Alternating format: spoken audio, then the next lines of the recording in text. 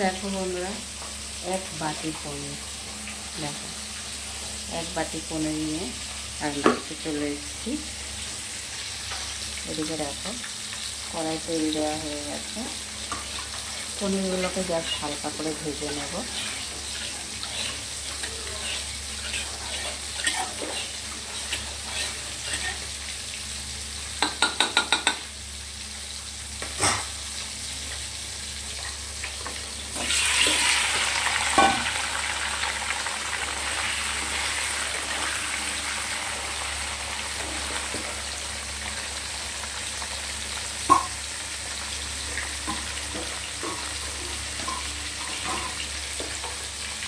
একদম গ্যাসটা কম করে দিয়ে পনিরগুলো ভাজছি।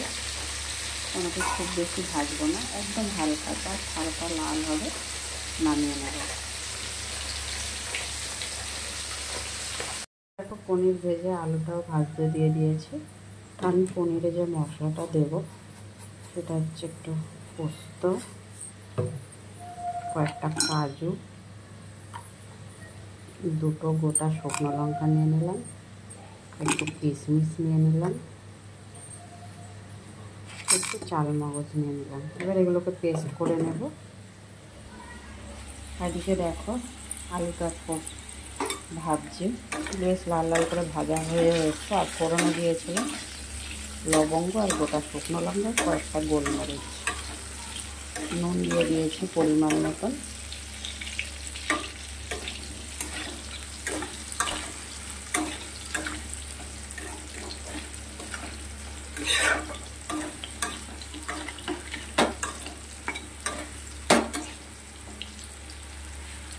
এদিকে দেখো পনিরটা কিন্তু আমি খুব বেশি ভাজিনি, হালকা, জাস্ট হালকা ভেজেছি।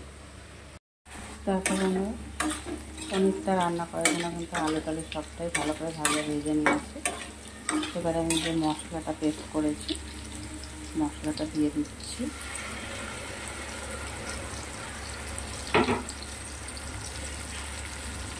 সামান্য হলুদ দেব।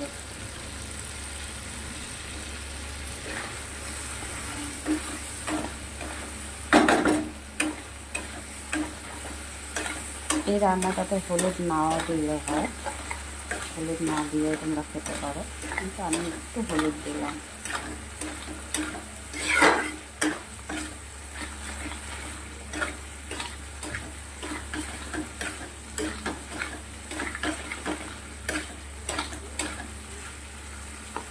আলুটা কিন্তু খুব ভালো করে সিদ্ধ হয়ে গেছে।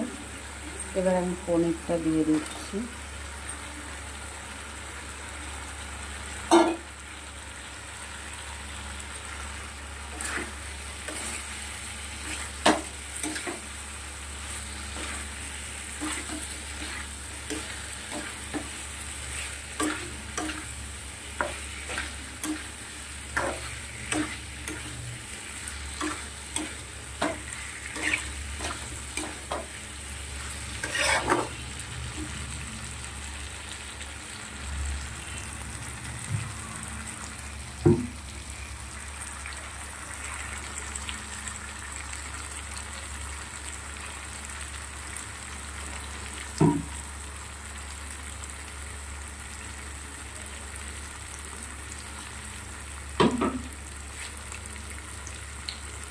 দেখো মশলাটা থেকে কিন্তু তেল ছেড়ে দিয়েছে।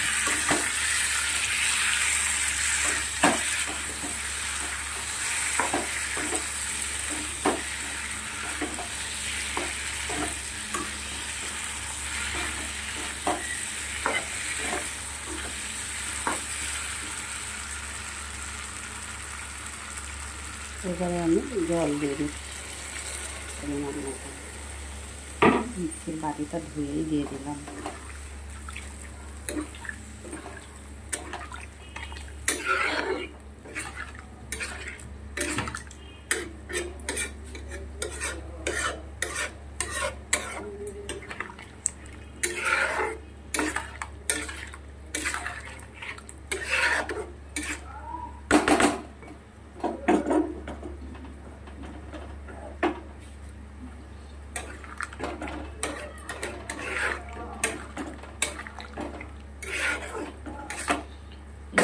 এটা আমি প্রায় 2 থেকে 3 মিনিট রান্না করব, করে তারপরে নামিয়ে নেব।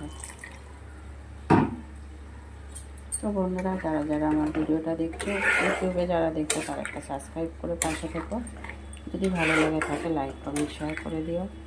আর যারা ফেসবুকে দেখছো তারা একটা ফলো করে সাথে থেকো, কেমন? আর ভিডিওটা বেশি বড় করছি না। সবাই ভালো থেকো, সুস্থ থেকো। আবার পরে দেখা হবে কোনো একটা ছোট্ট ভিডিও নিয়ে। তত সময় সবাইকে অনেক অনেক ভালোবাসার সাথে টাটা। টাটা সবাইকে।